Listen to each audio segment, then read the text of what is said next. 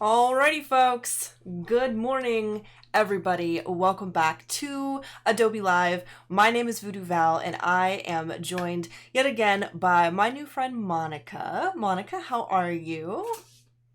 Doing well. How are you doing? I'm doing excellent. I'm super excited to jump back into some awesome vector art pieces for the day and kind of go over a little bit about what we did yesterday and what we have planned for today. But before we jump into that, I would love to pull up the schedule, let all you folks at home know what we have planned for the rest of the day because we are not the only designers on for this Tuesday afternoon. So I'm going to pop over here. We had Claudie from Print My Soul, another one of my friends, doing the intro to Photoshop compositing. If you missed that, you definitely want to go back and check it out because it was awesome. Paul Tranny was on just before me and Monica doing the daily creative challenge for Photoshop, which Monica and I are actually going to be reviewing towards the end of today's stream. Um, then again, as I said, at 9:30, me and Monica started here, and we're gonna do some vector art. Julia Maselska is going to be on directly after us with the Illustrator Daily Creative Challenge, followed by Paul Singh, who will be doing a UI UX case study. The Adobe XD Daily Creative Challenge is coming up after that with Jesse Showalter, and then we are going to round out the day with Design in the Dark featuring Andrew Hochrattle and Logan Ferber, two super cool guys. So I hope that you folks will stick around and support all the other awesome designers who are going to be on Adobe Live for today because it's going to be jam packed with epic design of all different mediums and disciplines. And then I'm going to jump back over here so we can just kind of welcome everyone into the chat and talk about today's content. So I see a lot of familiar faces in the chat. I see Angus, Marissa. It's so good to see you again, my friend. Avantika, thank you so much for joining us. Steve Festus Casaboom, one of our wonderful regulars. We've got Deborah, we've got Michelle, we've got Avila.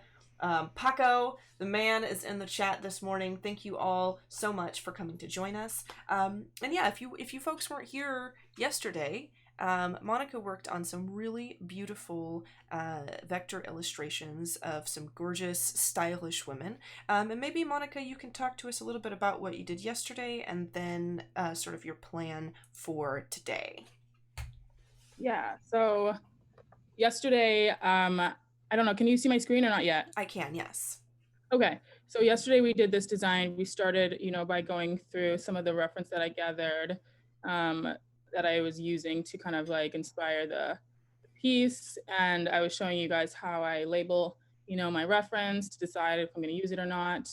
And then we kind of went through, using smart objects to help with editing things later. We started without, any lighting on the girls and whatnot. And then I showed you guys how I add the lighting to like give it a little more texture and dimension. So we did that, and we're gonna do another one today, very similar, but with completely different shapes. Awesome. I'm so excited because, like, yesterday getting to watch you kind of like create these shapes and experiment with the kind of clothes was so inspiring and so interesting just to see how you get all of these really cool, like, sharp yet organic formations was really awesome. So I'm excited to see how we dress these gals up today. Yeah, I'm excited. I'm excited to see what comes of it, because it's always an experiment and a work, like a trial and error. Yeah, absolutely. So you have more reference up today then that we can kind of go through and see what your plan is. Yeah, so I got some reference. This stuff is like, I like to look at fashion images like at the end of the day and in the morning to like inspire me or whatnot. So this is Hmm. something. These were like images that I had looked at last night before I went to bed, and so I was like, maybe I'll use some of these today for this project. So I went through and started labeling. Green is images that I think I'll end up using their outfits or part of their outfits, or maybe I just like the way that the silhouette is. I like this a lot. Hmm. I was going through some of these. The yellow is ones where I might use an element of the piece. I might use, maybe some idea from this, but not most of the piece is not gonna show up in the design. Um, so I'm going through and doing that right now before I get started. I like this a lot. Oh, I love that too. That looks like it would be really comfortable as well. Yeah, it looks incredible. Um, some of this stuff that I saw, I really like Oh, this. wow. Interesting. And this, I just like it's just very, I don't know, there's a lot of, it's all black, but it's like the legs have the little puff things on them, and this is just a lot of shapes. Yeah, I So, think those boots cut like a really cool silhouette for sure. like, I definitely will be using that one. Maybe I'll start with this one today. I like the way the pants are. I had this reference yesterday, but I didn't end up using it. But I like this idea of the pants a lot. I think it's very cool. Awesome. Also considering maybe today their outfits will all be monochromatic or something, since I'm seeing that. I love this idea of like head to toe That is pattern. so cool. That's a longer process, but it's something that you'll see it coming up on my feed soon because I've been wanting to experiment with that. That's so neat. Mm-hmm. It makes me wonder sometimes with these outfits, like how they actually get into them. Because that one, it's like, it's got to be like some kind of morph suit or something, and then a dress, and then maybe the jacket, I'm thinking. Yeah, this one, But it's so tights, all encompassing. has the tights, the shoes, the dress, the turtleneck slash face covering, mask. It's crazy. Yeah, and it looks like the dress even has like gems and stuff encrusted Yeah, into the flowers. That's just so cool. so cool, so fun. So that's what I was going through right now to go through and see what I might use. Michelle is asking if you want to answer a specific person in the chat room, do you click on the person's name? Do you mean like to send a reply on Behance? If you're looking to reply to somebody directly, all you do is do the at symbol like you might do on Twitter or Instagram, and then start typing their name, and the little autofill will come up so you can select them from the drop down, and then it will tag them in the chat. If you click on anyone's name in chat, which you folks may want to try sometime, you will actually be taken to their Behance profile. So if you make a friend, you can go check out their work and give them a follow and toss them a few appreciations if you like. Also, on the note of being in chat, if you folks are over on YouTube, definitely head over to behance.net/live, because this is where all of the conversations are going on. It's where Monica and I are getting comments and questions from. It's also where all of our wonderful moderators are posting helpful links and resources. And it's where you will need to be if you want to get information about the Daily Creative Challenge, which Monica and I will go over towards the end of the broadcast. So if you folks would like to get involved in that, at the top of the chat on Behance, there's a challenge tab, and all you have to do is click on that. It'll give you information where to go to find out about what we're doing on the challenge, and also where you can go to submit your submissions so that we can take a look at them at the end of the stream.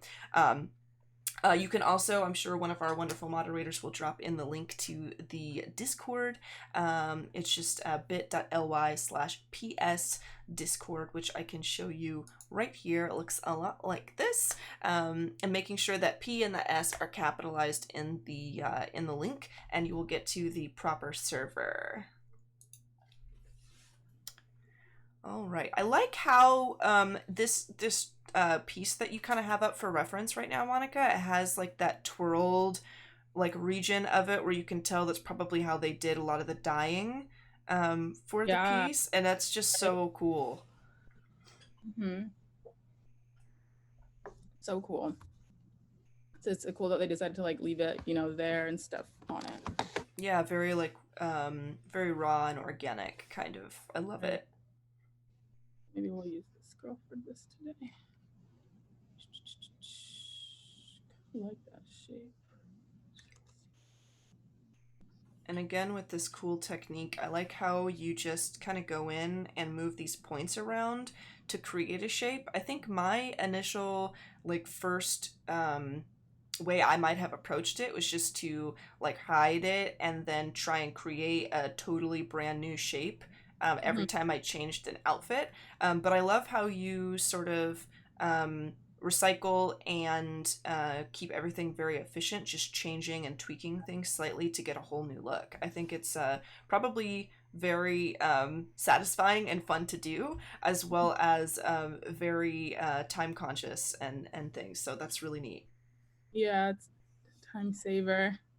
But sometimes if I feel like I'm not getting something like different enough or exciting, I'll like delete and start fresh so that I'm not thinking about the previous thing too much. Yeah, It's that makes sense. a Yeah. tricky thing. It's like, who knows? I want to do this color. I don't know. We'll see if we like it once I do it. Make sure. Oh, there we go. Thank you, Wade. Wade says register for the challenges here. And he posts a wonderful link to the Photoshop challenge landing page as well as the Discord. Thank you so much, Wade.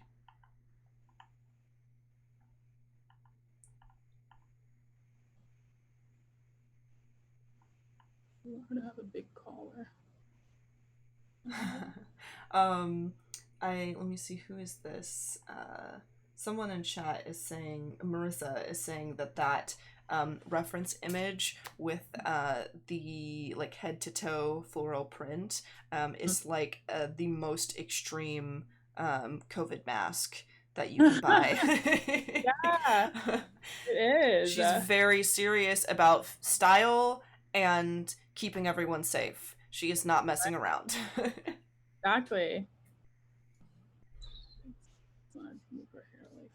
Speaking of like the face masks, and since we're doing like a really cool like fashion series here, I have seen some really impressive, super awesome masks lately that people have been creating and posting online. I don't know if anybody keeps up with like the mask fashion now, but I follow a lot of people that like to post pictures of just really interesting masks to color coordinate with like your outfits and stuff. And I've seen some wild stuff. I saw my brother actually showed me a place where you can get like their masks that have like a replaceable padding inside, but the outside is like a straight up like sculpture, like artwork. And Wow. they look like warrior masks. They're really cool. People are getting very serious about it. I I want love to to see see it. that. Yeah, that's really cool. Yeah, I've seen some pretty neat ones, and I actually follow an artist named Miss Monster online that has been making her own masks for a long time. So now she gets to walk around in like Mad Max, like post-apocalyptic like face masks when she goes to the grocery store. It's really cool. That's so great. Yeah. That's really funny. Chris Olsen says fashion is my new obsession. It's a good obsession to have, I think. I think fashion is kind of a cool thing because it's something that can inspire so many other kinds of design. Like for fashion, you could do something like this, like illustration, where you're designing characters.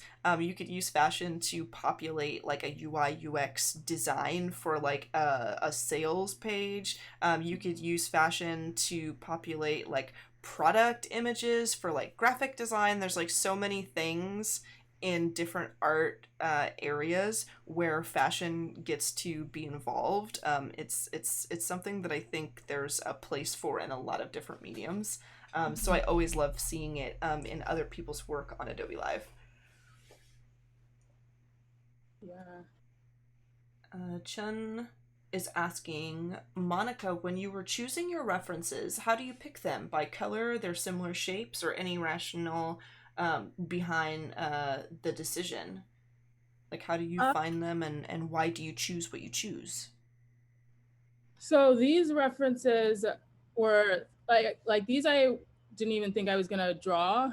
I was going to bed last night and then decided I wanted to look at some new fashion things on this app. It's like Vogue Runway. They have like every collection from all the designers going back to like the early 90s. Oh, wow.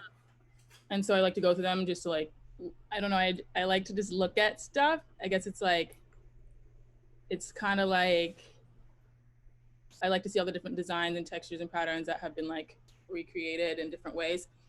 So these, I just like saw them and like I had saved them because I wanted to post them on my Instagram story to like kind of like inspire other people and just to kind of like have to look back at whenever I was like stuck on something. But usually maybe it's like this one, it was definitely a combination of, I love like really oversized things like this and Mm-hmm. flow. I love flowy things, but I also loved how it was like the colors, it was split down the middle. Because I just like love asymmetrical things like that, and how the arm on one side is one color and the other arm is not that same color. Yeah. I think it's super cool. So it's like things that stand out to me as like, wow, that's interesting, that's different. Like that's something that's so, it's not like so simple. There was some interesting thought put into it, or um, It's kind of yeah, out of the box, right? yeah. Sometimes it's like sometimes it's color, but a lot of times I feel like it's shape Hmm. and composition of the like the outfit I think particularly. your style definitely shows that you have a lot of love and appreciation for odd shapes because I think like these already today, as well as the illustrations from yesterday, really show that you really do experiment a lot with the shapes of things.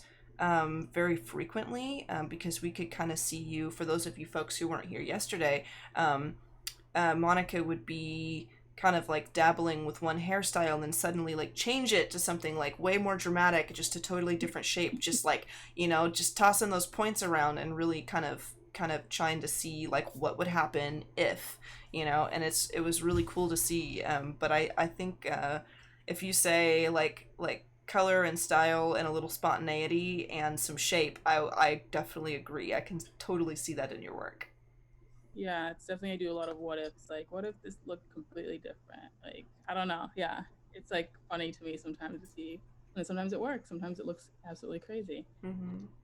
And sometimes you have to make a few mistakes too before you figure it out. Because I've done that before where I'm just like, well, what if I change this color completely? Or what if I flip this around? Or what if I change the shape? And sometimes I'm like, ooh, big Yeah, oof. Like, don't do that. But then you kind of know like what not to do. And I think that getting comfortable, like you seem to be with like experimenting and testing out new possibilities with the work also makes you more comfortable in the future when it comes to experimentation. And I think the more I experiment personally, the less terrified I am of change in my work too, if that makes sense. Because when you know you can change it at any moment, and you're comfortable with that experimentation, you know that if you make something you don't like, then you can always change it back into something you much prefer. right. So it feels like you have a little more freedom. Yeah, definitely, that makes sense.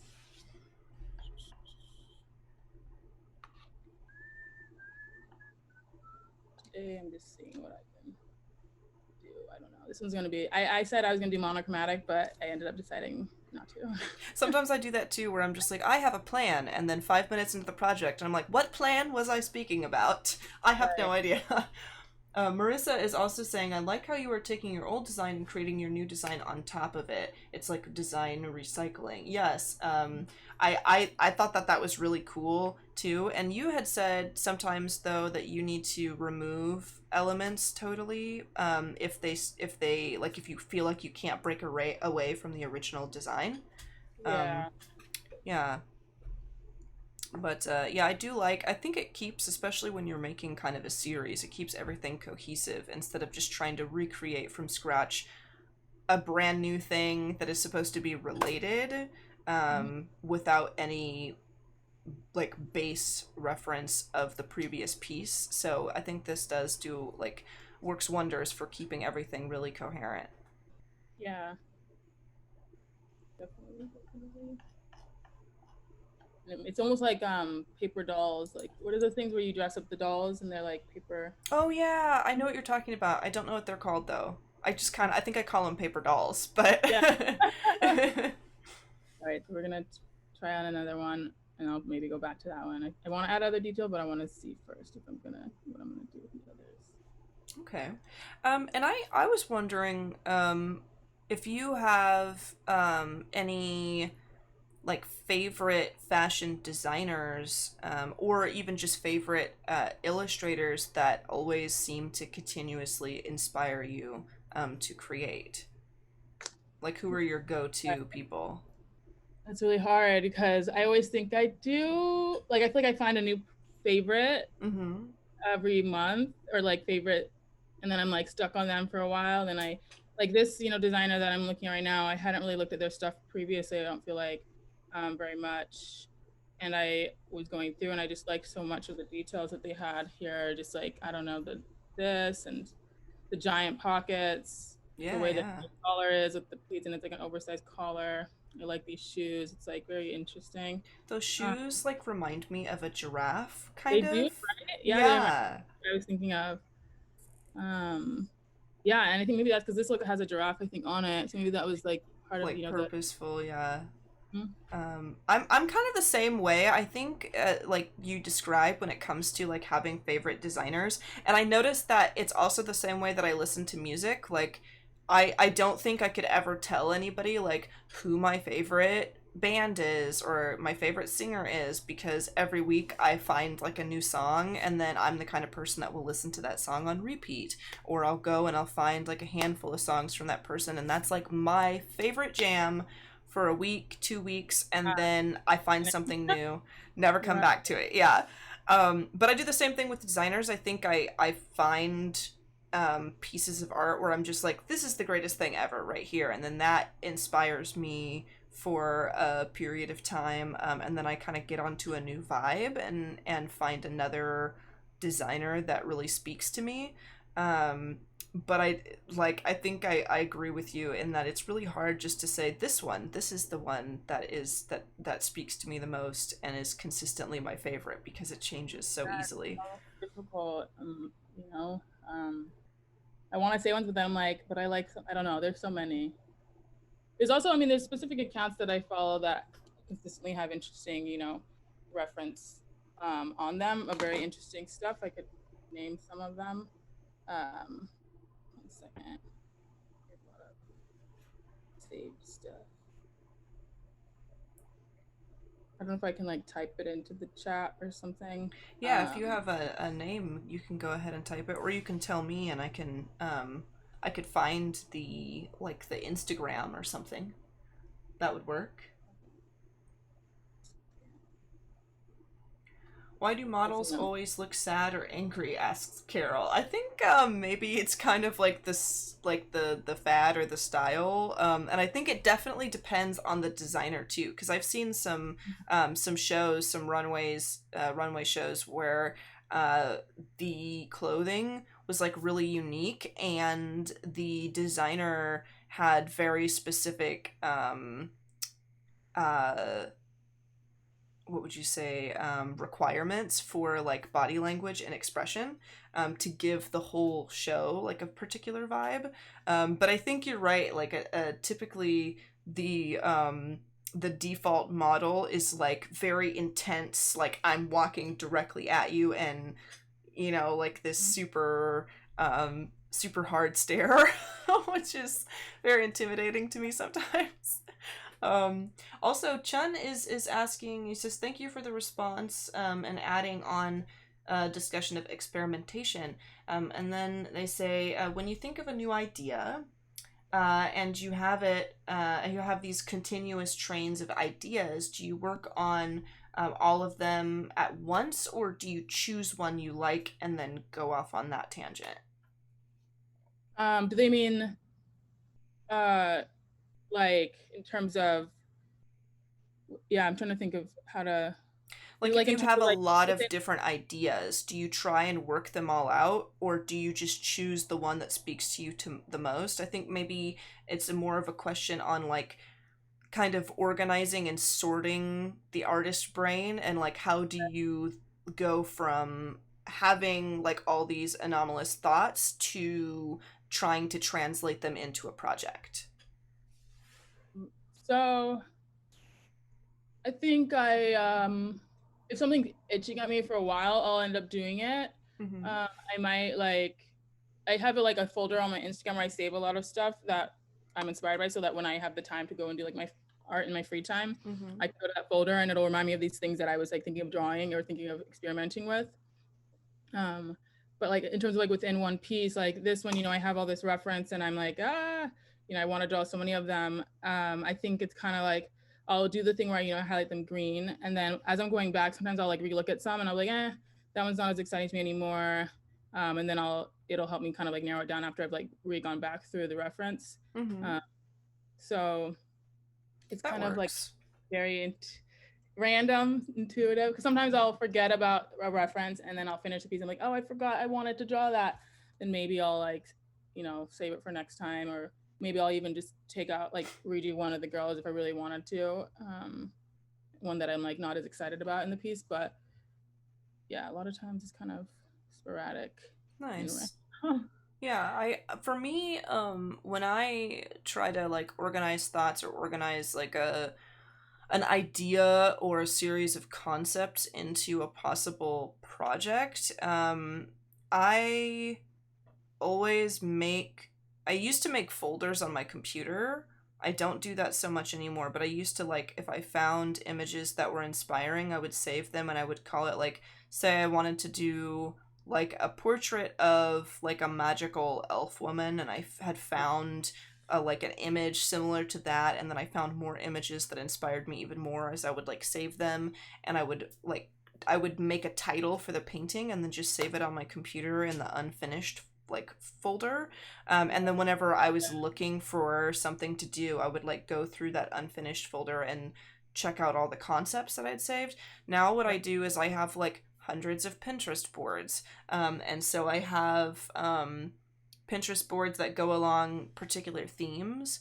And so when I'm looking to sit down and paint or design, I will go to Pinterest and I'll pull up all of my favorite boards and I'll just kind of look through what's there until I'm like, I know that if I look at Pinterest for at least 5 minutes, I will develop like the urge to draw that I can't ignore, essentially. So like because if you look at beautiful things long enough, like I just can't not like sit there and look at it and not try to create something myself. So I'll look at my Pinterest boards and be like, okay, here it is. And sometimes if I find a bunch of things where I'm just like, oh, this is definitely along the same lines, this could help me create like one specific project, then I will make its own separate board instead of putting it in like my reference board or my anatomy board or my Star Wars board or whatever. I'll make its own project board and then I'll be like, I'm gonna have time on Saturday. I'm gonna return to this on Saturday, but until then, can't look at it because I will waste all my time. Yeah, exactly. That's like I don't want to, get up and use all my time on something. I'm like, I should be doing this. Yeah, and I get lost on Pinterest.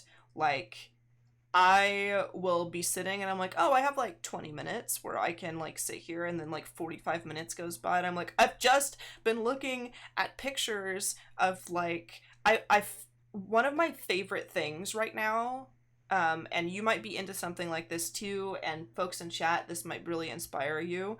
I have been in love with finding photographs of um, like black fashion that's like high fantasy, because most of the references for like fantasy characters that I find are usually not black people, because and I found like these designers who have like designed like fantasy hairdos and like fantasy Oh, armor, that's really like cool. yeah, like based around like black fantasy characters, and it's so cool to me. And so I think I'll probably be doing like a project similar to that lately because I've got a board of like 500 images now, and I'm just like, I can't ignore this for like longer than a month. I don't think I gotta come back to it and figure out what I can And do. like check it out or something. Yeah. Yeah, yeah. Decide if I want to do this or not. I love how you just cut like the ends of those off and made it like such an interesting fringe.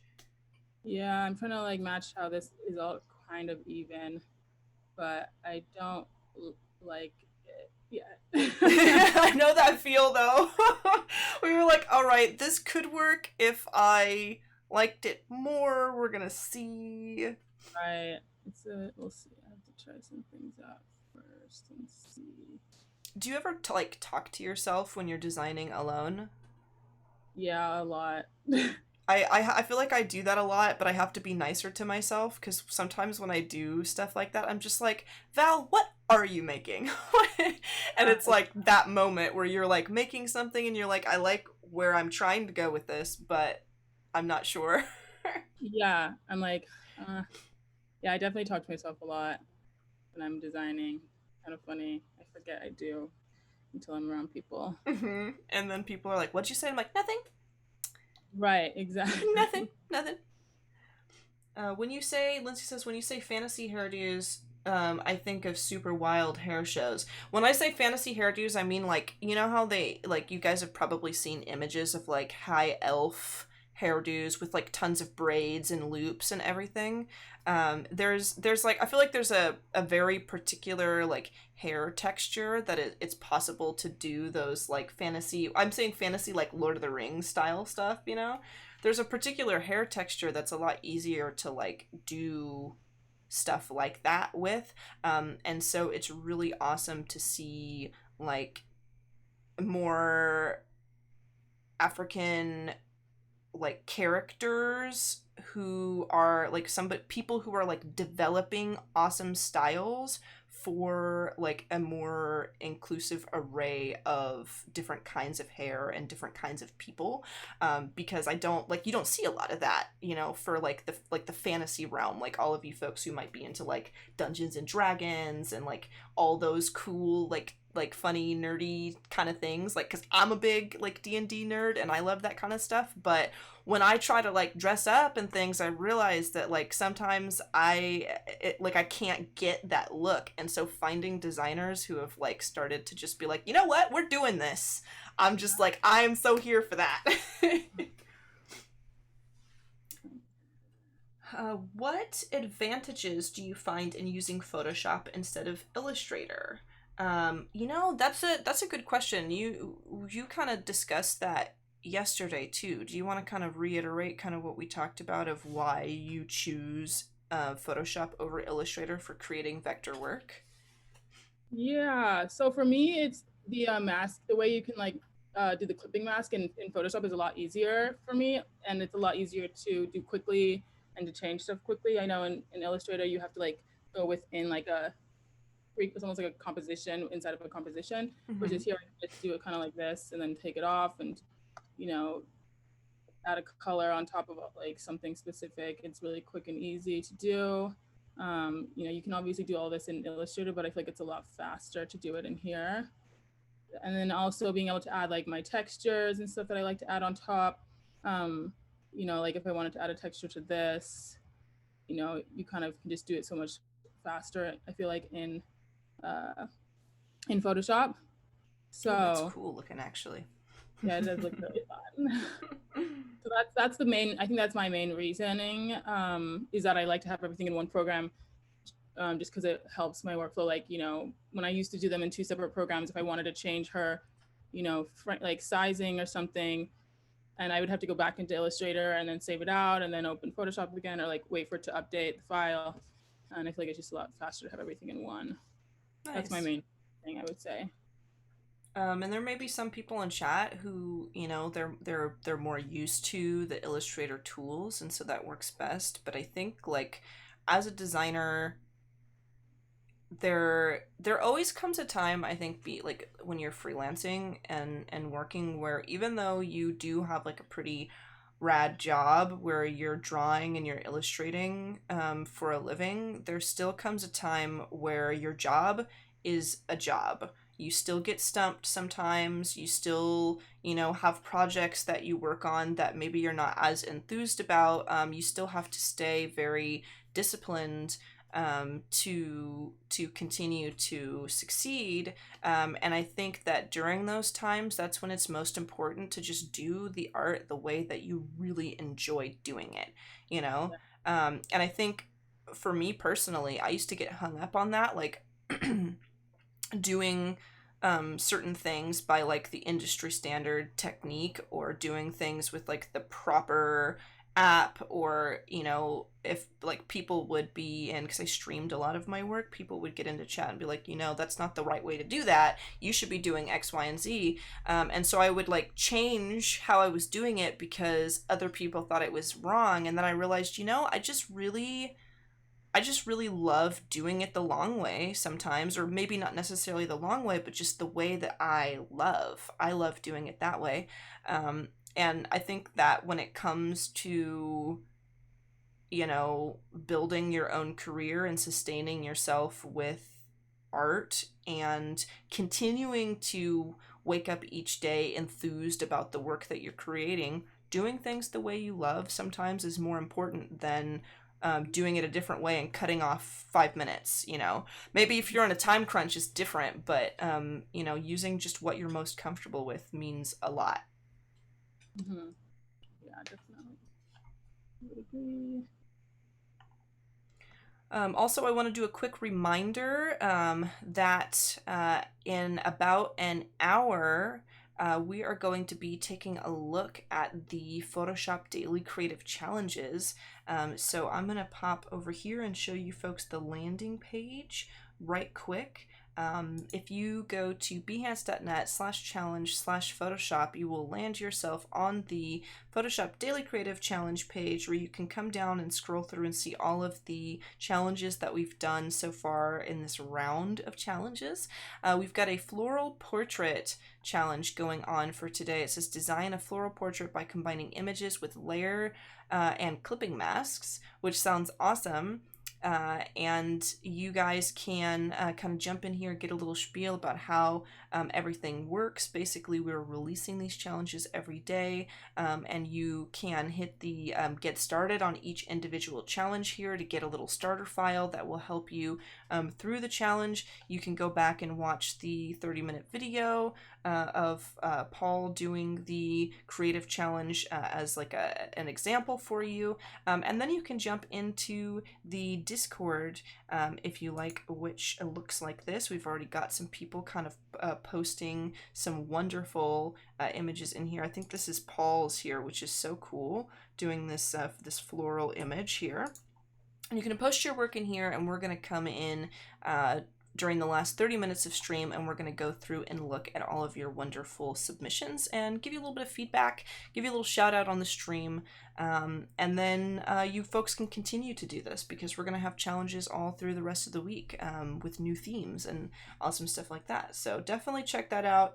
And make sure you get your entries in soon, because we have, like I said, about an hour before we check those out. And if you folks are over on YouTube and you're wondering, where is this challenge tab and where are these helpful links being posted and why can't I see them, come over to behance.net/live, because that's where we're reading the chat, that's where all the resources are, and it's where the design party is happening. Thank you for the links, Wade. I really appreciate it. And Steve is saying, Monica, that those fringes are super cool, and I've got to agree. I love the whole vibe right now. A bit better now. I love all the different shades of green as well.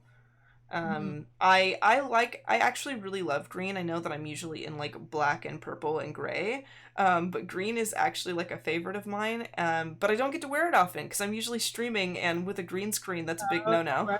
I almost put a green sweater on this morning, and then I was like, no. Yeah, hold on, not good, not gonna work. Michelle says, so if I understand correctly, besides the time factor, everything that is created using Illustrator can also be done in Photoshop.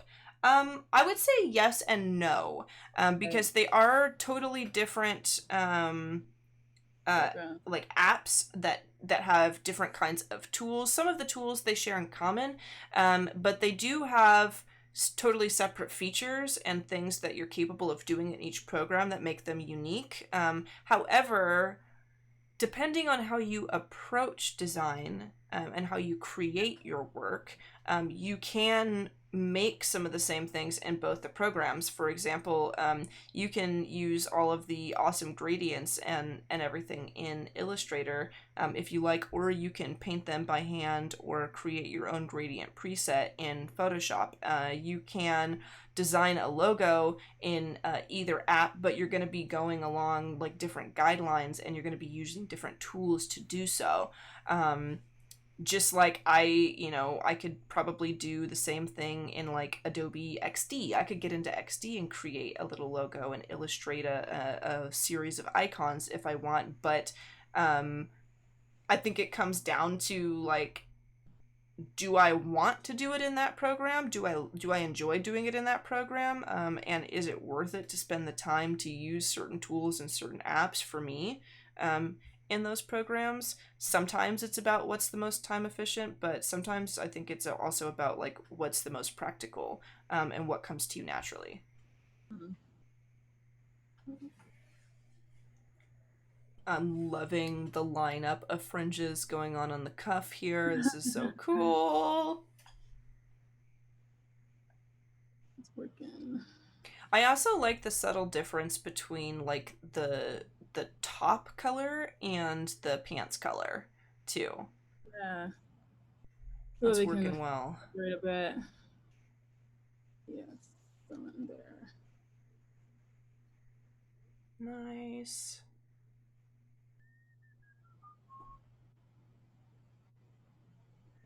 I'm curious, Michelle, if you are, if you like lean towards one app more, like if you favor Illustrator or Photoshop more. I think Monica and I have definitely showed that we're total Photoshop girls. But I'm wondering, which is your favorite and why? In fact, I'd love to hear that from everybody in chat. Like, do you prefer Illustrator or Photoshop for things like this? What are your favorite tools, and why do you choose one app over the other? That's always a really interesting kind of thing just to hear from people. Yeah, I'm curious what people say. Yeah, Steve says it seems like a lot of Illustrator functionality is in Photoshop too. Yeah, I will say though, I have seen, I'm sure everybody in chat has probably seen at some point, watched Paul Tranny work in Photoshop and Illustrator. And sometimes I feel that same way where I'm just like, there's a lot of things, at least that I do, that could probably be done in both.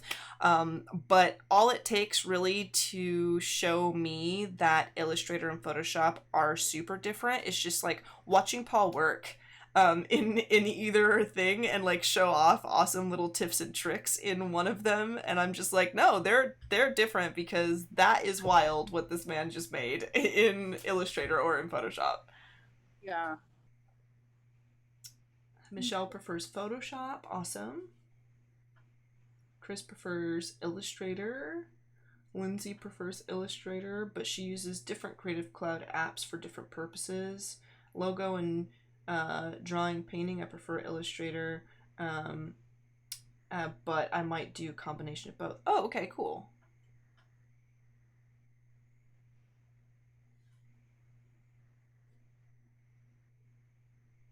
I also really love your use of clipping masks. I think clipping masks is one of my most favorite features in Photoshop.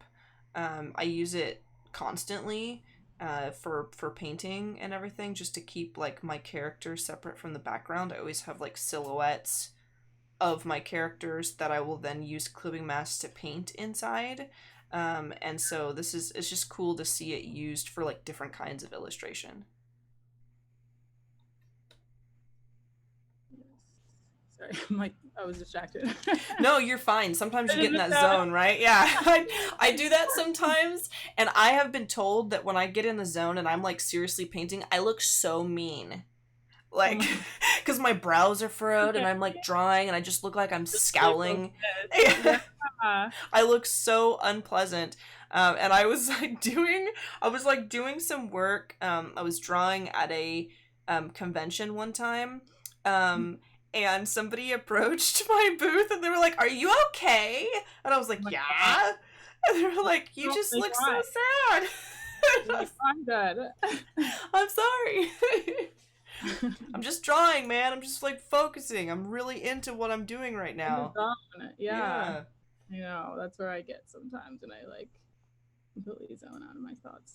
I've had to like kind of like, since I broadcast so often, I've had to kind of train myself to like smile every once in a while, and especially if I'm like, if I'm not hosting or doing like the design off, if I'm the only one that's illustrating on a stream here on Adobe Live, I do actually have to like think avidly to myself, look up at the camera and smile so people don't think that you're having a horrible day Yeah. because they might. Right. I'm glad So yeah, I'm sure a few people in chat have caught like my resting artist face is funny. I like that term. I love that term. It's like, I don't know. Lemma says, Illustrator is my favorite. AI requires purposeful detailing as opposed to Photoshop. I can easily manipulate a lot in Photoshop. Gotcha. Clipping masks were a game changer once I learned to use them properly, says Arnold. Yep. I would agree. They were a game changer for me too. I used to like, this is so bad. I didn't realize that it was a bad thing until I like changed my technique for things. But for a long time, I didn't do a lot of graphic design. I would say I still don't really do a lot of graphic work, but there are a handful of like ongoing projects that I have where it's necessary, and so I wouldn't call myself like a graphic designer by any stretch. I can use the tools, I can make promos and things that look great, but it's not my main focus. You know, I'm mostly an illustrator. But before, like when I had even less experience doing graphic design than I do now, like, you know, maybe a handful of years ago, I was working so destructively. I was never using smart objects, I was never using clipping masks. I was like overlaying textures onto shapes and then merging them, like and rasterizing all the images together. And if I needed to like cut things out, I never masked anything. I just like took my eraser and just drug my eraser through things. And then yeah, and then if I needed to go back and like change any design, I never had like my original images or my original assets ever.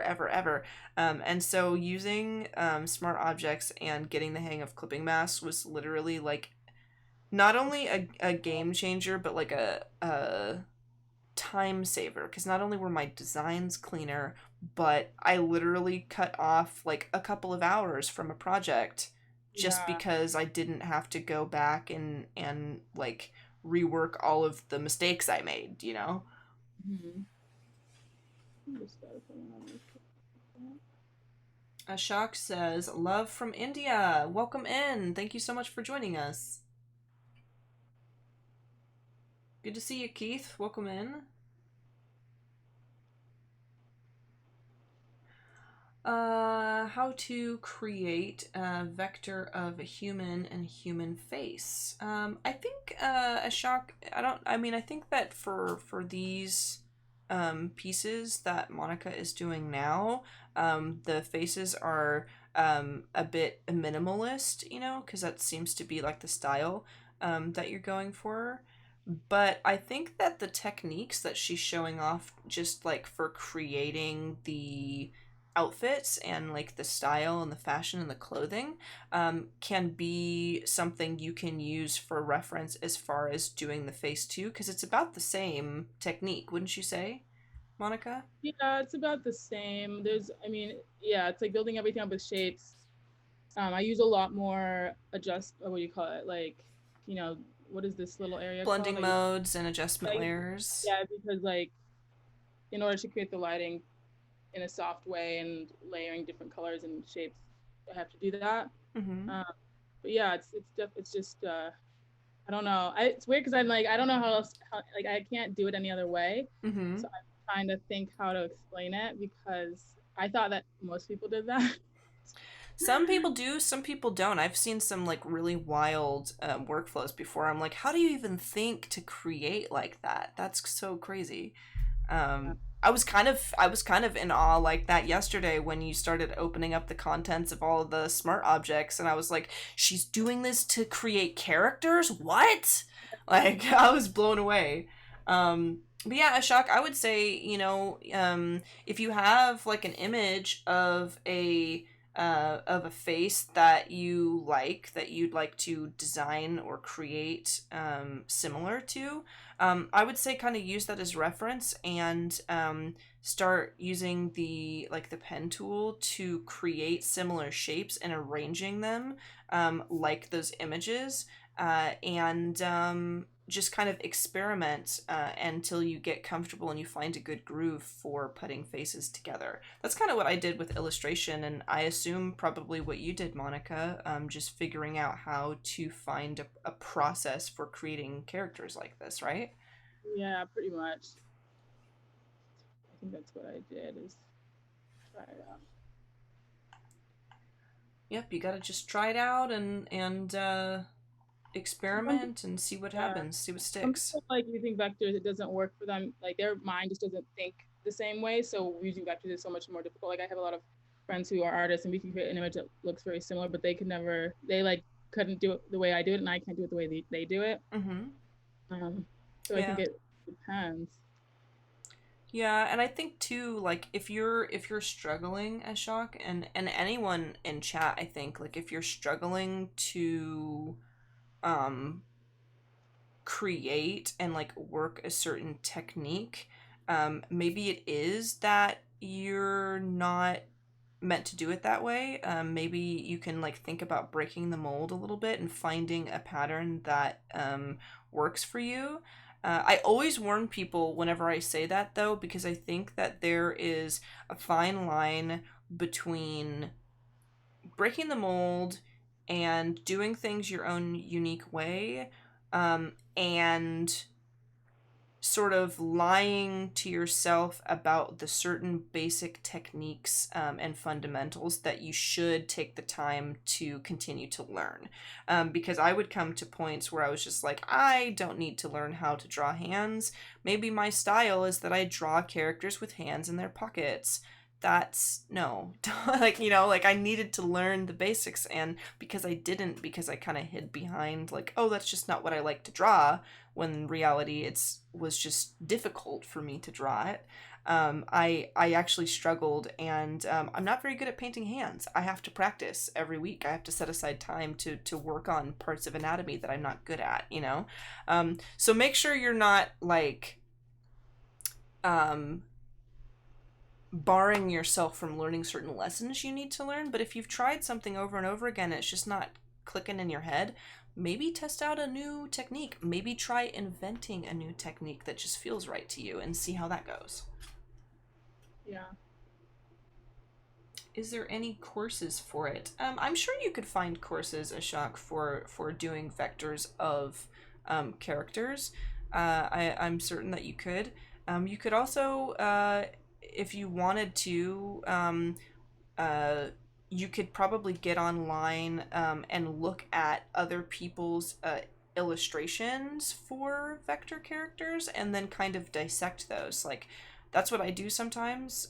Maybe you've done this before as well, Monica, just kind of looking at somebody else's art and trying to think to myself, like, how did they do this? What are what are the ways they solved these problems? How could they have done this? And then try what I imagine they might have done. Yeah, that's what I used to do all the time. All the time. Yeah, Like, it's a good way to try it. mhm. David Grant would like to know if you prefer gradients or flat colors. I prefer flat colors. That's usually what I end up working, like doing more of. I've thought it like there's been a few times when I've thought of like trying to incorporate ingredients more into my work. Mm-hmm. But a lot of times it doesn't fit. I have to do like I feel like I have to do it the very specific way for it to like fit together because everything's such hard edges. Having Mm-hmm. a gradient throws everything off. Yeah, so I guess I like flat bold colors. I think you do it very well though, because I think that, and I can actually, let me grab. I'm gonna while you're working there, I'm going to pull up your portfolio.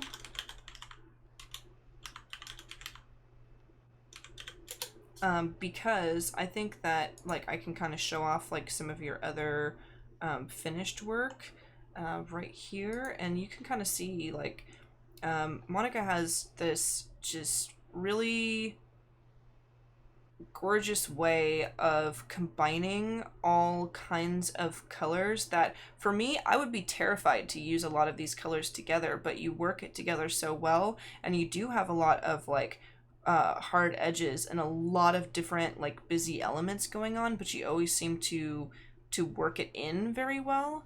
And it's just like kind of a matter of like experimenting and seeing like what you can fit in. But there's a way to do it, uh, there's definitely a way to do it. I think it's a matter of just like get in there and noodle around and check it out. By the way, this Disney style, the Mulan Yeah. stuff, that is speaking to my heart right now. Just so you know. I was really happy with the way those came out. Yeah, they look awesome. It was a really fun exercise to like stylize the characters.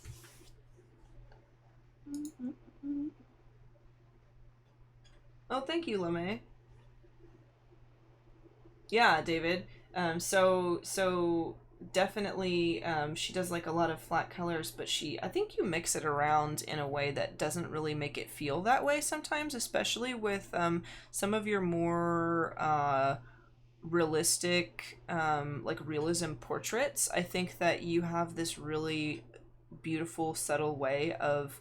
I think you do like a lot of different opacities for some of the layers when you do that, which makes it feel like we said yesterday. I think everybody in chat pretty much assumed that you had painted, like with the brushes, painted those portraits, because they were so subtle in the light and the highlights were so soft and beautiful. But no, still like creating shapes, which is just like so cool. So there's a lot of ways that you can do stuff, a lot of ways that you can use different tools that other people don't use to get a very similar kind of look. Chris Olson says, gorgeous characters, love the colors. Indeed.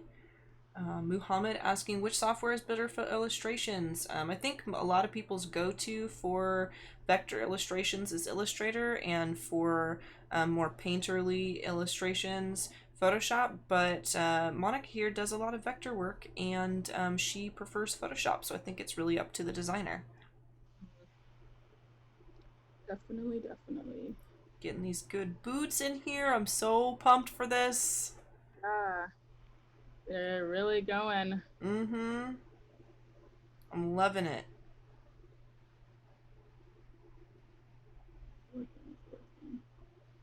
These women are also very, very tall, I've noticed. I love it.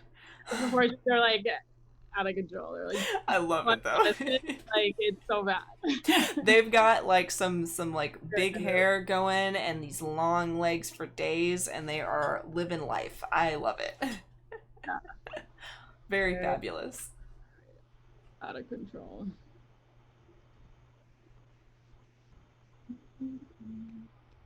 David Grant says, I like how you are laying your artwork, Monica, using the pen tool. Do you prefer that to brushes? Yeah, I like never use brushes. I don't know the last time I used a brush, actually. Really? That's so funny. I don't ever really. It's very rare that I use brushes. I use the pen tool for everything.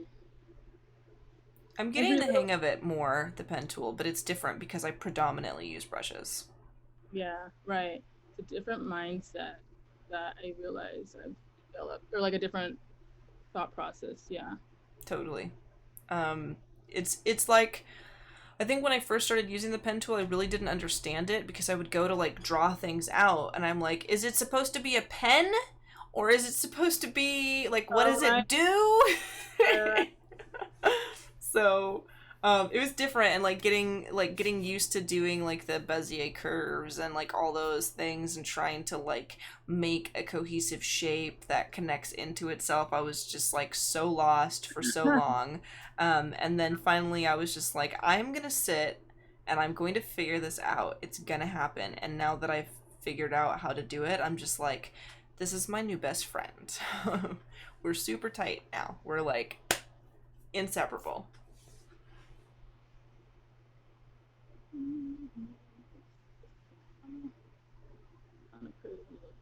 I love these sleeves.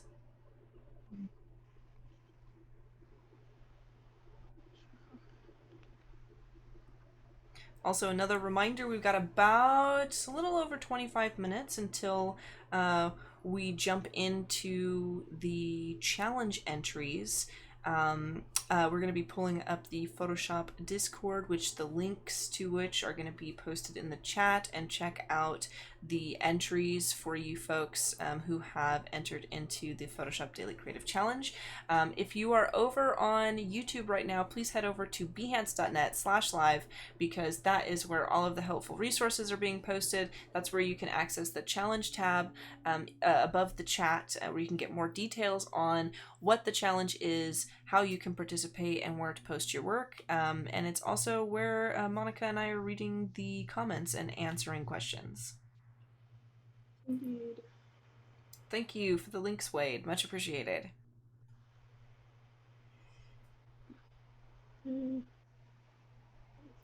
Chris Olson says, watching Monica use Photoshop for vector art is so inspiring, and I've got to agree.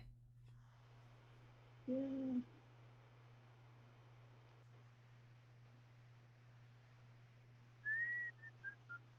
Oh man, I love this one. This is so cool. She looks so tough, like with the like the skinny waist and like the tough like the puffy sleeve. She just looks like very righteous. Like, I love it. Right? Mm-hmm. So tough. She's so intense. She's not messing around. Not at all. Very serious. Right. Okay, let's see.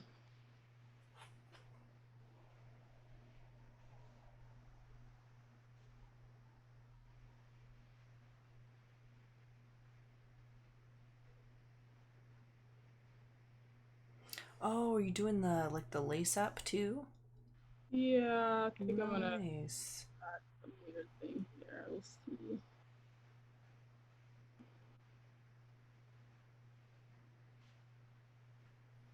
And you do this so fast too. Kind of like I said yesterday, I was wondering like how you completed these so quickly, and then when I see you actually use the pen tool, you're just like boop boop boop boop boop, just like going for it. I'm like, what? I'm not like that when I use the pen tool. I gotta zoom in really really close and like turn everything just so and make sure it's all perfect.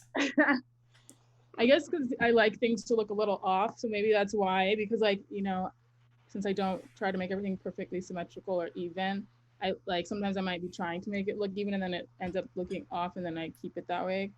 So maybe that's part of it. It could be, but I mean, it works so well with the style. It just makes everything look super deliberate, to be honest. Yeah. Deliberate accidents everywhere.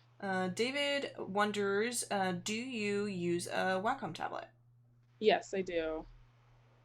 I definitely do. I work way slower without it. Wade Acuff in the chat, our wonderful moderator, is saying, I may have to try this outfit on for size. Pics or it didn't happen, Wade? I'm going to need to see that. I would love to see that. Yes, please.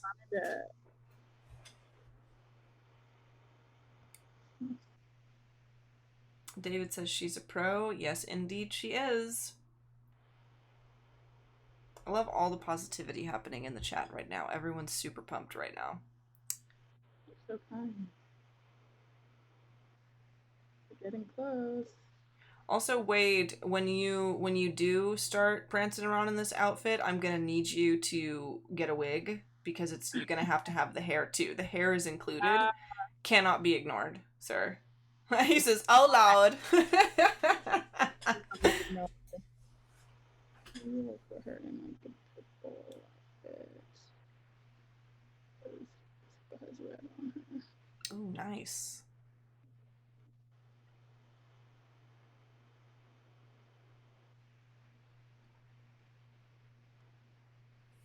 Are you both self-taught, or do you have formal education? I am self-taught, but I think you have an education background for your design, right? Yeah, I studied animation at USC, and then I had mentors that I worked with. So the combination of those things, like combination of, I mean, like I taught myself Photoshop when I was like in fifth grade, when I was very young, Mm-hmm. maybe fifth grade, sorry, eighth grade. So it's like I learned a lot of stuff playing around, and then having school like helped learn all these tools that I didn't even know existed after playing around and like doing things and like taking longer to do them because I didn't realize there was the tool that helps with it. Yeah, So I was about the same grade when I started dabbling in Photoshop as well, yeah. kind of noodling around with stuff, and then I have said before I went to the University of YouTube and noodled around on there till I found what I needed and then did my thing. Exactly. But I think it's kind of interesting, and goes to show that like a lot of people from different backgrounds can go into like a similar kind of field, right? Um, and so, for me, it was never really an option, and I think like for a long time I felt sort of bad about that. And I would like, I think in the future I would like to go, if I find the time, to go in and get like formal training and see what the difference is, between. But if it's not an option, then we have things, like Adobe Live and like all the archived YouTube videos and things like that, where if that is what works for you, then that, you can go and you can learn there, and it's still possible to kind of form a career, you know. But what I really like, is hearing from you, Monica, that you were going for animation, because I wouldn't have guessed. I would have like thought that you went for like fashion or illustration or something like that. And so, how do you like, in your opinion, how do you think that like the animation background that you have kind of affects your illustration skills today? Um, I think my uh maybe I think about things in a more animated, like I like to get a little crazier with things maybe. Mm-hmm. Um, I do know how to animate and like use After Effects, so that's something I want to kind of start doing with my designs. Oh, I would love And that. also working at, I worked at DreamWorks Animation for a while, and so I got a lot of understanding about how to efficiently work so that when I need to make changes later and things like that, or organizing files, um, I can be more organized for working for myself. But Nice. yeah, I guess it's a lot of, and also a lot of the things like I'm doing now where I like kind of like have like a frame of this girl, and I change her outfit and build up on that. I feel like we did a lot of like that's like a, I guess the thing that or I guess I did when I was working at the studio to like be able to make changes quickly or make a new design. Um, and that's also something I feel like you see those like character sheets on for animation, and they have all the different facial expressions, and it's like overall like the face doesn't change in terms of like the outside shape, but they can make all these expressions within the inside. Yeah, yeah. I think a lot of those things maybe have like translated and come through. I think like knowing that you have a background in animation too, um, makes me kind of realize that a lot of your character illustrations, with like regards to like the outfits and everything that you put onto your characters, they're highly functional. For me, like I can animate, and I've like kind of taught myself how to make small animations over the years, but I don't have like a serious animation background, and so I've noticed that when it comes to me animating things, I'm so used to just illustrating stuff that when I have to make it move and work together, I realize that a lot of my designs are not functional. Yeah, They don't actually move properly, and they don't look like they could act. They're not completed to a stage where it could be like mechanical in any way. And I would say like, yeah, knowing that you have that kind of background now, I think I can definitely see where your mind sort of like thinks about certain folds and certain pieces that need to be present, um, in an outfit so that it bends and it moves and it has all its components. Whereas I have a little trouble doing that when it comes to designing characters sometimes. And I think in animation, one thing I feel like I learned is that like by studying reality, you know, to make these animated films look so realistic, you notice that reality is so imperfect and there's subtle things that are off, but you don't notice it till you look closer. And so I feel like I do that a lot in my design, is like I don't like things to be like perfect, because you know in reality things are always like slightly off, or nature kind of has variations on everything, but you obviously know from a distance what it is. Yeah, a little uh, more organic with it, a little yeah. bit. Yeah, I get it. Ariana says, I've been missing way too many live streams lately. Definitely need to catch up on part one replay. Yes, it was an excellent show.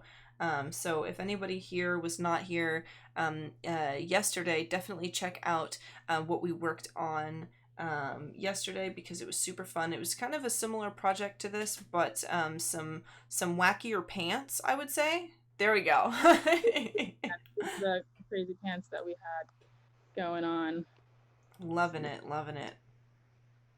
So we're gonna see what we can do here to make the colors. David Grant says, design idea. Could you add a gold necklace to one of the models? Do you typically add jewelry to like the triplet kind of series that you do? I don't usually, but I should. Like I don't think that idea. Let me add a necklace to her. I can add a choker necklace. Yeah, that would be cool. Let me do that. You know, it would be kind of like that. And her some crazy earrings.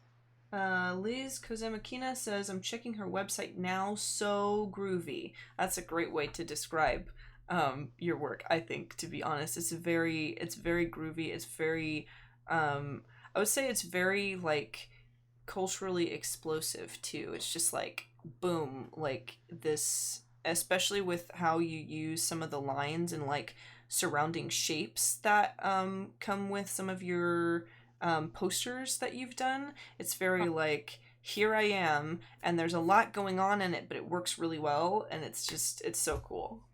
Oh yeah, yeah. A lot of craziness. Any tips for beginners with Illustrator and Photoshop? Do you have any tips, like, for beginners in Photoshop? Maybe things you wish you knew when you were just starting out, Monica? Um, it's for beginners. Illustrating in Photoshop. Uh, I guess if they're working with vectors, I mean, I guess one thing that I think is always helpful when you get stuck on a design is to like completely flip everything. Like I do that a lot, or I turn things like upside down and Mm-hmm. a new visual, you know, that's something that I do a lot. So that kind of tip, but also um, it's hard because I don't use brushes the way most people do. I think that if you're using the pen tool, it's better to have fewer. If you want to get like nice, clean curves, especially, it's better to have fewer points, because if you try to do too many points, it's gonna just end up being really jagged. And the fewer the points, the better for Yeah. making clean curves. And also, I guess like what I had done earlier with this friend, you know, like there's always like easy ways to like. There's always so many different ways to make something look the way you want. You know, if I wanted to have this fringe and it all cut off at the same point, I would just do it kind of like this instead of cut like, I don't know, there'd be another way to do it, but there's things you can do like that, which Nice, nice. like save you time if you're trying to be like, oh, do I want to do it like that, blah blah blah. I don't know, was that helpful? Yeah, I think so. Um, I would say, just to offer on top of that as well, is one of the things that helped me when I first started doing like more projects in Photoshop is I figured out which brushes, or not brushes specifically, but which tools were the most like lucrative for me to use, like the things I preferred, and I learned those hotkeys. I learned the shortcut commands for those tools. So I eventually, when I learned them well, I spent a lot less time kind of navigating through the app itself, which was a little overwhelming for me when I first began, because there's so much that you can do in Photoshop. And I spent more time focusing just on the smaller things that I knew I was going to use, so I wasn't lost in the program. And then as I got more and more familiar with it and more comfortable using Photoshop, I could start taking in more information slowly and learning about new areas in the program and things. So it wasn't like, like I figured out what I needed to use and I stuck to that and learned the quickest ways to get to those places instead of just being all over the place. And then as I started to learn more and as I started to need, different tools for different functions, I just learned them slowly over time, one after the other. So yeah, like any opportunity you can find for like simplifying your workflow and your workspace, I think the better, because then there's no room for getting overwhelmed when you're brand new to this sort of thing. Yeah, exactly. Simplify. David Grant says Control J is a lifesaver. Indeed, it is. I also love, like I said, clipping masks. I love being able to create groups. I love being able to transform groups into smart objects and then like resort them into layers later. Um, I love being able to just toggle between, like, for somebody who's like more of a painter, I love being able just to toggle between my brush and my eraser, and I use the brackets to increase and decrease the size of my brush constantly instead of going up to the top and opening the menu and making my brush smaller and doing all that. Another helpful one is if you are using the brush tool and you need, or the eraser tool, and you need to change the opacity of your brush or eraser, instead of like just going up and sliding the dial, you can actually hit 1 through 0 on your keyboard and it'll increase and decrease the opacity by increments of 10. So if you hit 5, you'll be at 50% opacity. If you hit 9, you'll be at 90% opacity. You hit 0, you're at 100. You hit 1, you're at 10, and so on. So those are just like quick, easy ways to be able to change settings and use different tools without having to like go up to the top, open up a series of tabs, find a certain menu, drag that out and edit things. You just find the quickest way to get to what you need. Mm-hmm. Keeping your work non-destructive. Yes, David, that's a great one too. I'd say I save a lot, or like save Yeah, different yeah. versions when you're about to make like a big change on something. I agree. That's a good one, Monica. Saving different iterations, or at least saving different versions within the file too. I think it's always good to have earlier versions of a certain project so you can revert back. I almost always want to revert back in every project I do. Yeah, I feel like I always end up, wanting to look back at like where I started something.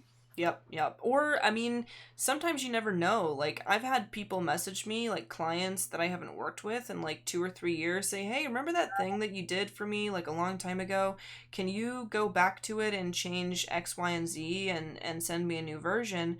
And I found myself in situations where I had to recreate an entire logo because that was back before I was working non-destructively, and I really, like it came back to bite me because I didn't work efficiently. So Yeah, I definitely had that in the past.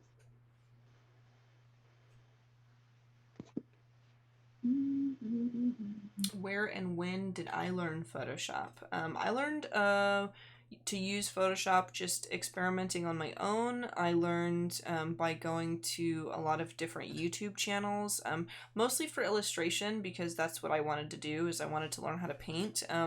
But Adobe Live here on Behance is a really excellent source of knowledge for not only just using like the different programs, but also getting to know different artists and designers that use the programs for different things in totally different ways.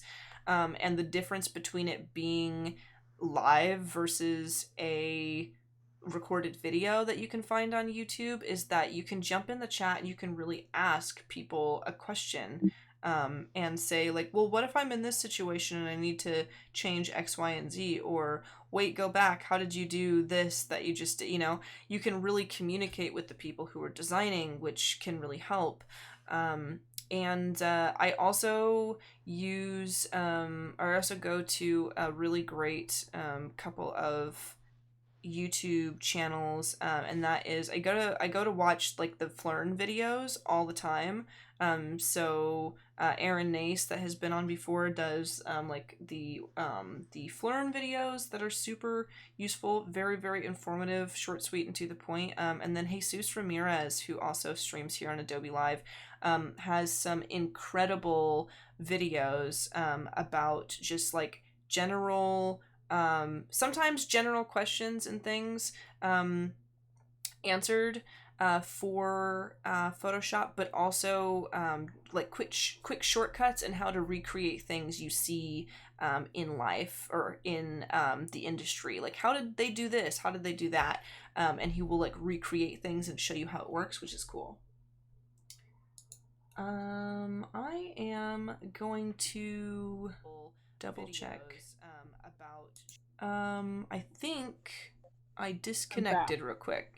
Let Okay. me. Why don't you go ahead and share your screen and I will hook you back up.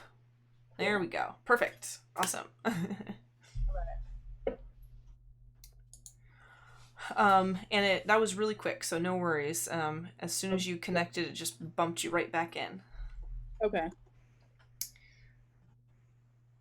Curtis saying, I absolutely appreciate the community of creators and artists. Indeed. I think I've learned so much and become kind of like a totally different designer since like joining the Adobe Life team and getting to see all the creators here. So definitely, definitely.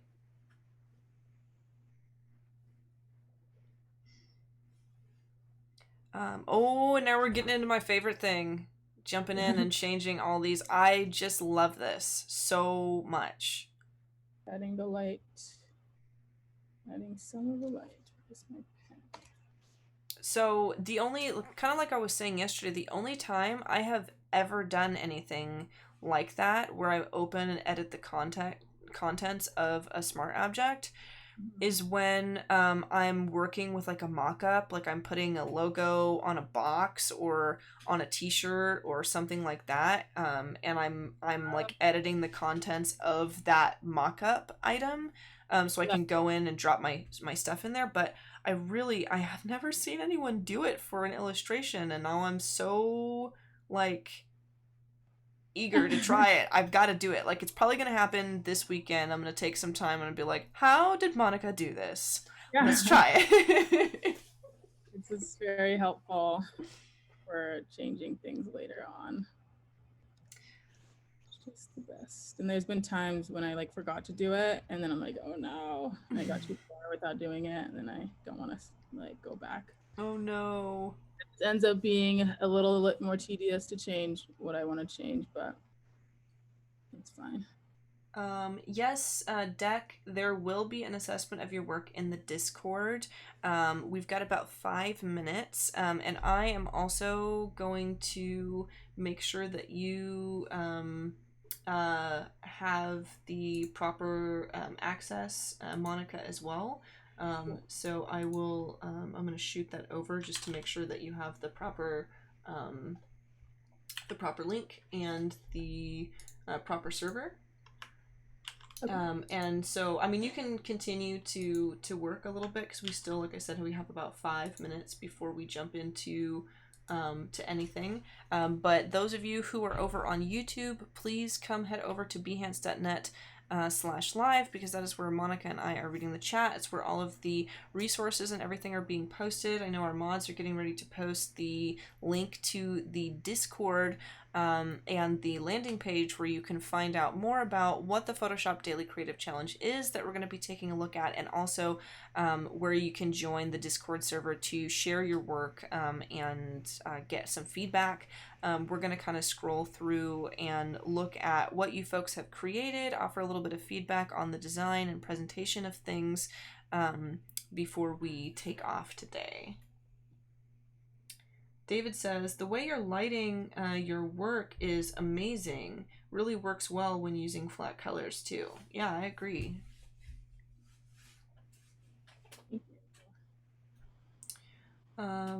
Artie Chick says, I recently discovered Adobe Live. I work all day doing digital artwork and animation, and I'm pretty experienced, but now I have this on while I work. I've learned so many things. Yeah, I think definitely that was one of the main things when it came to like being a part of Adobe Live is like I thought I was pretty like Photoshop savvy, to be honest. And then I started like hanging out here and I was like, I have so much I can still learn. That's, It was like eye opening.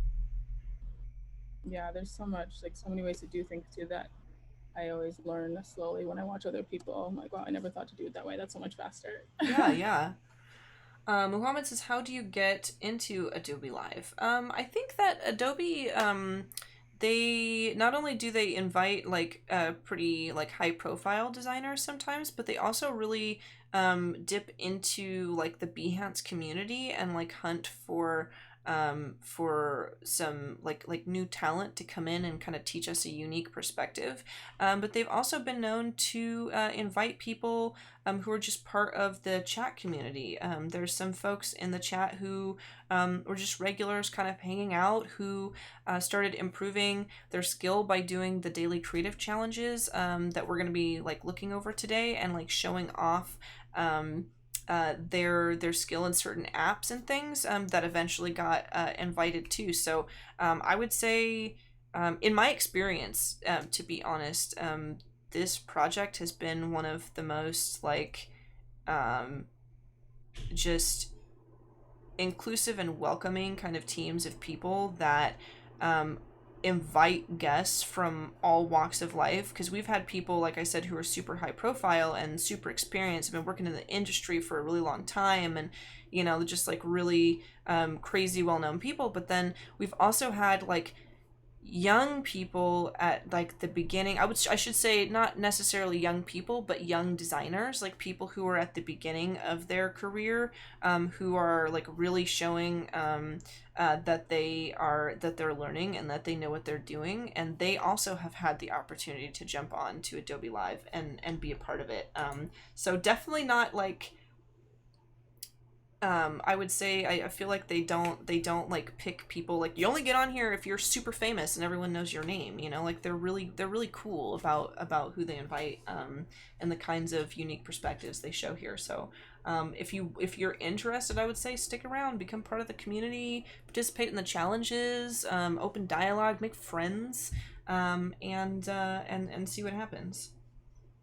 Like Eric Sue, yeah, Eric Sue was on here. He was a regular for a really long time, and I think Eric Sue, Monica, he actually jumped in and said, "I'm changing my whole career. I've decided I want to do UI UX design. I want to design stuff." And he just did the challenges Huh. until that's what he is now. Like he just, Oh, wow. yeah, like he just changed his whole like decision on what he was going to be and was like, I'm just going to do these challenges and I'm going to practice and work on it. And then before you knew it, he was like on the stream Better. teaching us how to do it. It was awesome. Yeah, that's really cool. Yeah. Decided to change. I know, Alrighty. yeah, Oh, sorry. I don't mean to cut you off. Sorry. I was gonna say, I Sorry. know we're almost out of time, so let me know. Yeah, we are at 11 a.m. Pacific right now. So I am going to, I'm just going to pop over to the Discord and take a look at what we got. There is a message in your inbox waiting for you, just in case you didn't have the link already, Monica. So I've switched to my screen and you can feel free to pull it up. I think we only have Paul's in here for now, and sometimes it does take folks a little while to get going because he only just did this challenge just before we began, and I sent it just as a reply to our earlier message, Monica. Okay, fine. So it should be the most recent one. Okay, got it. But he only just did the challenge just before us for that 30-minute segment. So sometimes people need a little extra time. So I'm going to go over his, and then maybe we can also check out yesterday's challenges. And I'm going to pull up the landing page real quick just to kind of give you folks an idea again on how everything works and how you can get involved. So on the behance.net/challenge/Photoshop page, you will get to basically the how does it work for Photoshop. You'll know you're on the right page because it'll say, like right now it says July 6th to July 17th. So you know that's the time frame we're in. It runs till the end of this week before we start a new segment. Um, every day. Sorry, Um, login. oh, yeah, you'll have to make sure that you sign up for an account if you don't have one already, and if you do, you can just create one. But I've got the landing page up right now, so there's no worries. I'm just going over this. And then, yeah, so every day you will receive a challenge, and we have them kind of unlocked day by day here. Like I read earlier, we're doing like a floral portrait by combining images with layer masks and clipping masks today. But we also did some glitch effects and distortion and stuff on images and text yesterday, which is what we will also be taking a look at. So I'm going to page this down. And as you can see, if you navigate on the left hand side, there's like all of these different channels. They say like news, creative challenge, going live, welcome, new in Photoshop. You guys can jump into appropriate channels and introduce yourself, and you can ask questions, you can ask for career advice, all kinds of awesome stuff. But the channel that we're going to jump into today is under the feedback section, and it's just #current-challenge. So if we jump in there, you can see Paul's work that he has created. This is a really beautiful floral portrait piece, and this is our instructor Monica that posted his work. And I always love to see Paul's because he does like these super cool things with just like collages of people and nature. And I really like how like all the flowers and things are kind of like overlaid onto her skin, but then also look like they're woven into her hair, which is just so cool. Very pretty. Yeah, It's it's so really neat. love it. I like too how it's like an image, and it looks like he might have removed the background himself too, just to put like this nice gradient. But then the images that he used to collage into are all like illustrative elements, Right. which I think is really unique. Cool. Yeah, yeah, yeah. It like incorporates really well into the image. It's like I like how it like is under her hair in some areas and then over her hair. Yeah, it's really, really neat. So that I think is what we have for today's challenge so far. But we can kind of scroll through and go into some of the previous ones as well. So we have this one that is like a book cover based on The Picture of Dorian Gray by Oscar Wilde, which is a fabulous and strange book, and definitely a classic. And it looks like he's kind of done like an image of himself, and he's superimposed like some texture and things over the top of it with the title.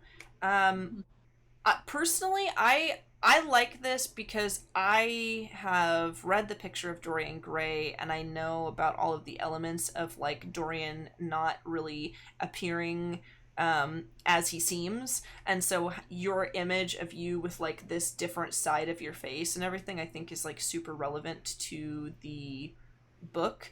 However, I almost think that that's such a unique thing that's so important to like the subject matter. I almost wish that it was more focal instead of kind of hidden behind the text. What do you think, Monica?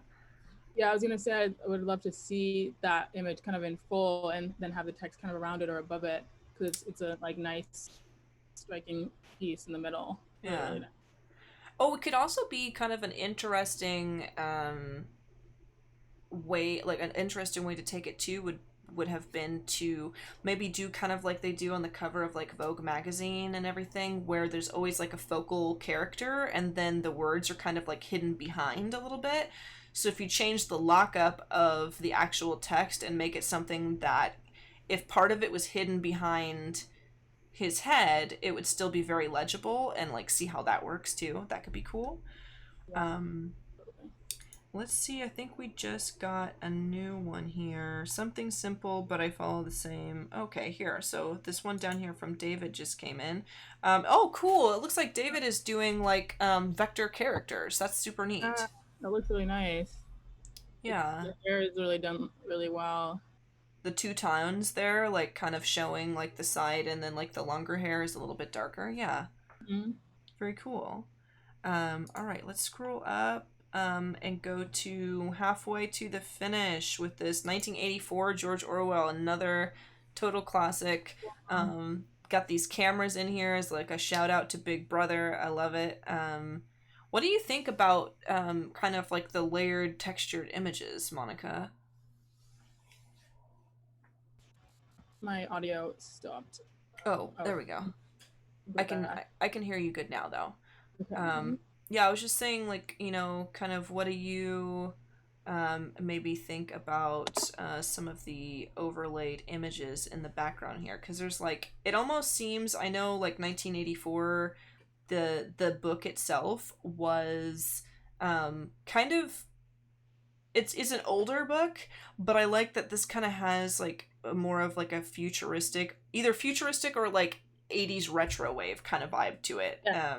It's I like the colors a lot, and I definitely like the like they did a really good job of like overlaying a lot of different things, but still like making them all like you know easy to identify. Mm-hmm. Um, so I do like it a lot. I think the George Orwell text there could be a way to make it a little more legible. I think it like it's you can read it, but it's kind of going back and forth in certain areas. Yeah, yeah, I agree. I mean, it's really done well. I almost would like the only thing that really um hits me weird about it is like the cameras that are closest to us, like in the foreground, with the stark like black and white. I almost wish that there was like a gradient map applied to it to make it more cohesive with the rest of the piece, or that they just weren't as dark. Yeah, Because I love how everything else is superimposed, but part of me feels like these cameras are not necessarily working with the rest of it, or it could just be that the 1984 kind of encroaches upon it. So it would be cool if the cameras, you could do an experiment where the cameras were in front of the 1984, um, which would be maybe that would be cool. fun. And then the George Elwell, as you said, could be maybe a little more stark white to kind of give it a little more readability.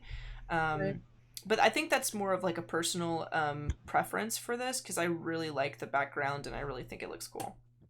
Yeah. Um, uh, Abudallah actually animated his, so we've got like the static image where we can kind of look. Again, this gives me like a very like Or 80s future. retro wave, like Tokyo kind of vibe. And then this animation is just so cool. Mm-hmm. Um, I wonder, I would like to know, Abudallah, how you actually animated this. If you, I'm trying to like kind of dissect maybe how it could happen. Like, did you do like a displacement map maybe and like subtly just make it like maybe make frames of it more and more dramatic and then form it into a GIF? Or like, this is really cool. Right. Definitely my I love style. I'm loving the colors. I love all the like horizontal lines and like, how everything's kind of like stretched or like warped sideways. And the one that's like the still image also, I really like it.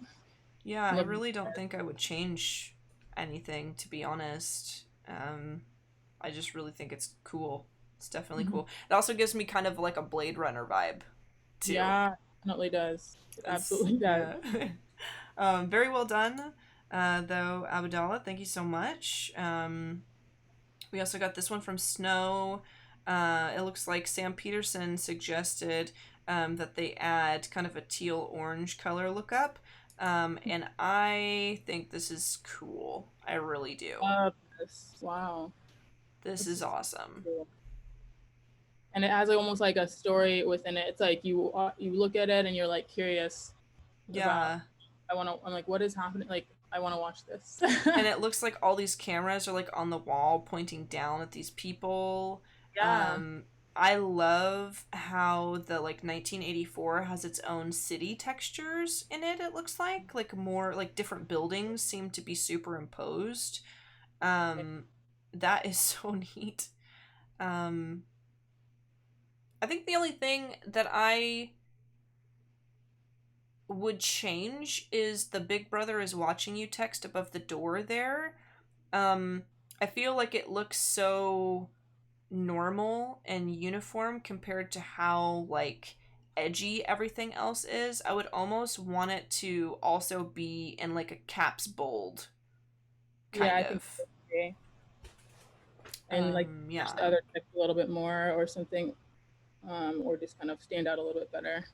Yeah, because it seems like it definitely is relevant because the whole Big Brother is watching you was such a huge part of 1984.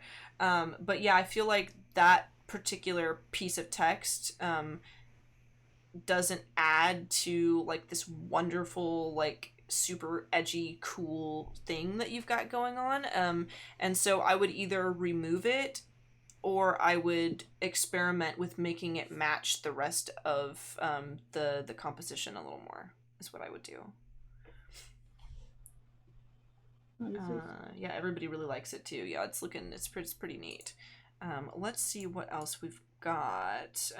This one KTU is another. Ooh, I love it. Another like retro wave like I love the text, like Blade the Runner. 1984 text. I Yes. like the glitchy thing going on. Like you still read it well, but it's super cool. Yeah, this is so cool. I like that this one has so many, it seems to have so many like different pictures kind of spliced into it. It seems. And if that's not the case, like you made it look that way, like it's really cool. Um Nice. I think the only thing here is like the glitch on the 1984 does make that 4 look sort of like an A with that little Yeah, tiny piece on the bottom, but right. the fact that you have George Orwell underneath, that's also like a super understandable, like, oh, this is 1984 because that's such an iconic classic book. So, I mean, that, Right. and again, like, I always like to say that may be like a personal thing for me, but overall, I think this is really rad. Yeah, I'm really liking it. I think the top like left corner area, Mm-hmm. I think you could add something there in that empty space. Even though it's nice to have the breathing room, I feel like I believe that it can be done because of what you've done in the other areas. You've combined a lot of bright things together nicely. I think you could add something there, and it would still, work with the piece that you've created. I agree. I also love how like fuzzy the edges of 1984 are Mhm. and how it has like the red and blue bleed on it. Like that is so cool. Nice. All right, let's see what else we have got. Another purple glitch, I think. Oh, that's awesome. Oh, That's so cool. Let's play it again and make it larger. oh, And there we this go. font is so cool too. How it's just like the outlines and it's kind of sketchy and the background is like so unique and then the George Orwell is like really faint. Yeah, it's nice. It actually works really well. Yeah. I don't think I'd change a thing about this one. I I don't don't. even think I would make George Orwell more visible. I really think it looks good, like just being subtle and hidden in the back. I wouldn't change a thing. I think I'm more drawn towards the first one. Oh wait, there's three. Oh wait, Oh, there's four. wow. This is So cool though. Lots of different yeah, iterations. right. I really like the one with the off-white background. I think a lot. I don't know why, but Oh, yeah. something about it. I think I also just like how the George Orwell is like. It's just also like subtle. Um, I don't know. It's bold. It's like from a far away, you see it really clearly. Is what I'm thinking. This one, the black and purple background with the off-white letters and like the subtle like corner tabs on it too is really cool. And the George Orwell is slightly more visible in this one, but I still think it works really well. And that one's more similar to like the first one with the blue and the red and the ooh. Yeah, Wow, this was from Frank. This is it's really really cool, man. Um Yeah, I don't think I would change any of them really. I think it's really cool to see the iterations, and I also think that this is kind of a great example of how if you're gonna make something bold, like make it bold, and if you're gonna make something subtle, make it subtle. But sometimes when you do too much of an in between, it starts to look like it's very obvious this is supposed to be subtly George Orwell at the bottom. But if you don't do that, obviously, sometimes it can feel like, you know, you're losing some of the details, but I don't feel like I'm losing details in this. I feel like it was very deliberate, and so I think you have like a really good balance of that subtle versus like the bold 1984. I think that looks great. And then maybe let's take a look at one or two more before we jump into maybe a recap of your work and where folks can find you. I think the next one that's not like looking for help is probably the Sunny C7. They are taking over. If you scroll up a little more, Okay, yeah. found it. Yes. This is cool too, man. This is really, really neat. Yeah. I think everyone in chat is really loving like these sorts of designs as Uh, well. mhm. I like the colors a lot. Yeah, Love the color. I love how the like the white in the background, between the blue and the red, it's yeah, like more of a pink. It's not, because then the back, the middle part stands out more. Um, definitely. I am curious who's they. I want to like. I wish there was some hint to what, like some story in the background, in a sense that gives a hint of like who they are taking over, it's talking about, even if it's a very like subtle. Maybe it's like a car. Maybe it's a land, like something. Mm-hmm. If that makes sense. But Maybe they it's, mean humans. Because it's like yeah, showing like the concrete jungle, you know? Like maybe they mean us. I don't know. I right. also like that like the image is so heavily distorted and the colors are so heavily messed with, but it's done in such a way where it doesn't like it's a lot is happening here, Right. but it doesn't seem like it's too much. Like it's the same with the text too, like everything is like happening on the same sort of like intensity level, and the image that was chosen for this, even though it's like heavily distorted, it's done in such a way where I still get the point across, I still can see what's going on here, and it doesn't matter that some of the things are not necessarily clear, it just works. Yeah, you guys are making me want to do some like glitchy type art. I think I'm gonna experiment with that. Yeah, You guys yeah, have done such a great, like, you guys have done so many options of doing the glitch and all these different ones we've looked at. yeah, I I love agree. it. Now I I'm don't know. gonna have to do glitch stuff. Now I'm gonna have to do like a Monica study. Now I'm gonna have to do like so many different new things that you guys have given me. All right, I think maybe we will call it quits here. I really appreciate everyone for posting these wonderful pieces of artwork for us to take a look at. But we do have about 5 minutes before we have to take off, so I'm going to pop back over to your work, Monica, and maybe you can give us a recap of kind of what you were doing today, what you were going for, and what the plan was, and what you created. So sorry, 1 second. Um, so the plan, what I did, I started with my reference. I had a bunch of different images of reference Mm-hmm. that I was looking at. So I labeled them based on if I was going to use them or not. And we kind of went through and placed, like, redressed the girls from what we started with yesterday.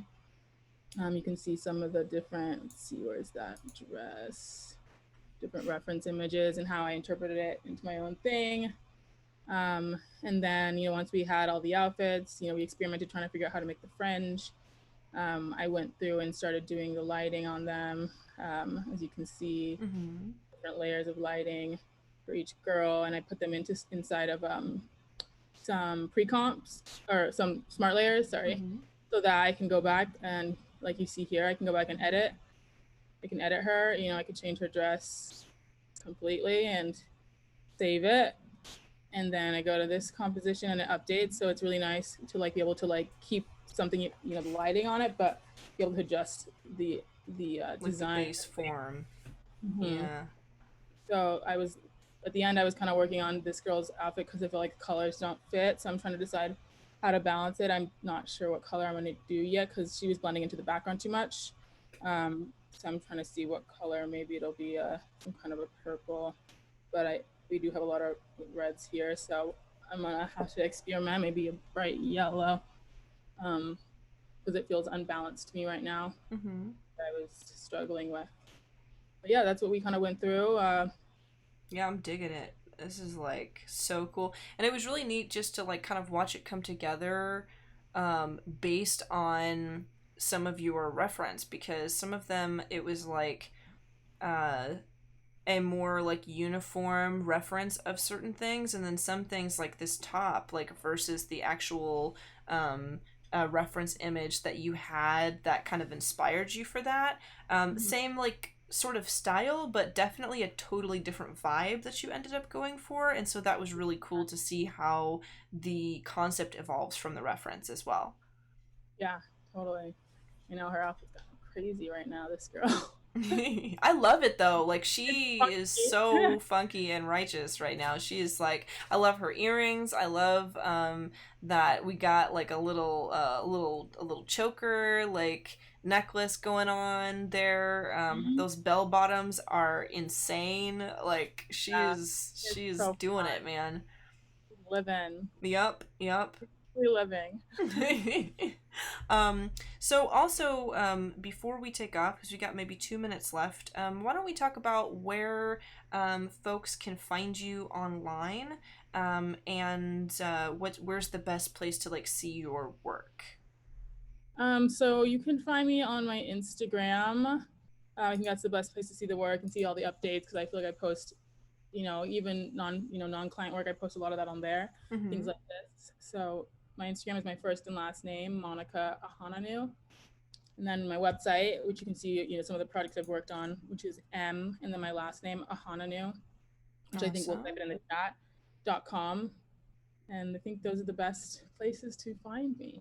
Yeah, guys, so definitely check out mhananu.com, which we will post the links for. You can also check her out on Instagram, which I've got up so you folks can see where you can find that online. Yeah, check her out, give her a follow, and stay updated on her upcoming projects and things. Unfortunately, we don't have any more time left. Even though we had a blast, we do have to say goodbye. But it has been a total blast, Monica. It has been so awesome hanging out with you and getting to know you and watching you work. I had so much fun. I'm really glad we did this. Yeah, I am too. And thank you, folks in chat, for joining us. Everybody has been, I felt like, just like so supportive and so positive and so awesome, so kind to us and so kind to each other, and that's just really heartening to see. I love the Adobe Live community. I'm glad you guys were here to chill with us. But yeah, gotta take off. So thank you, Monica. Thank you, Thank you chat. so much. And until next time, adios, folks.